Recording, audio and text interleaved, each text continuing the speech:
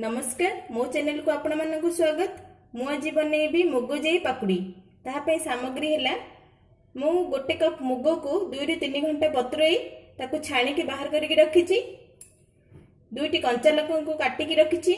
गोटे अदा छोट अदा खंड को रखी। गोटे कटा पियाज रखी। 2 चम्मच चाउल चूना, गोटे चम्मच जीरा, आवश्यक अनुसार लुण।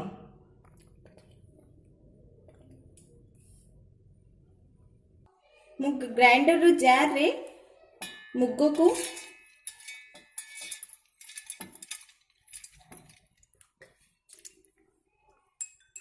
कंचा लंका, अदा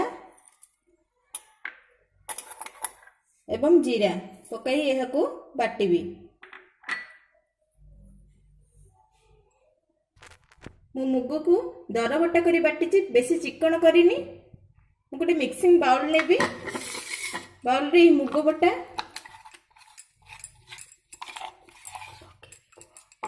को पकाइबी। पियाज कटा को पकाइबी। स्वाद अनुसार लुण,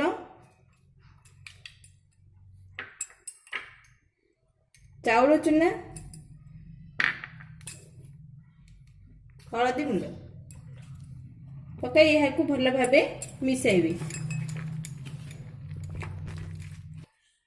मु भल भावे मुग बटा को मिसाई देछि।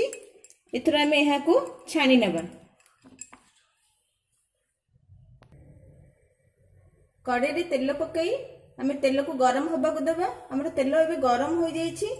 एथरा आमे मुग बटा को पकाई छाणीबा।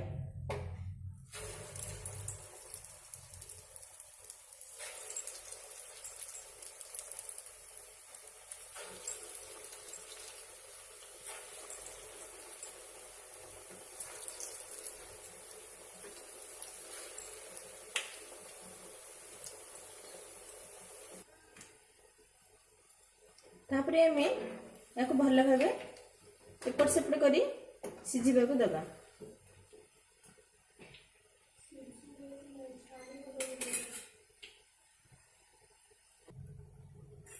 हमर पाकुड़ी गुडी को भल भावे सिझि जाइछि। एबे आमे गोटे प्लेट को काढी नबा।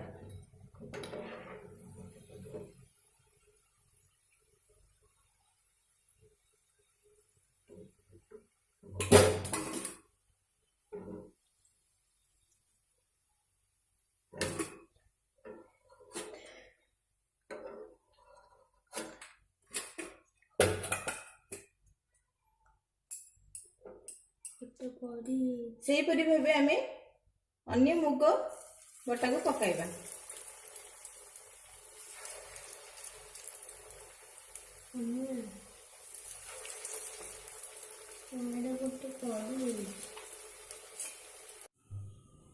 हमर मुग जाई पकुड़ी तैयारी होई जाइछि। आशा करूछि एई वीडियोटी आपण मानकु भल लागिथिबो। एहा को लाइक, शेयर एंड कमेंट करंतु एवं एहर बेल आइकन दबाई एहा को सब्सक्राइब करंतु। नमस्कार।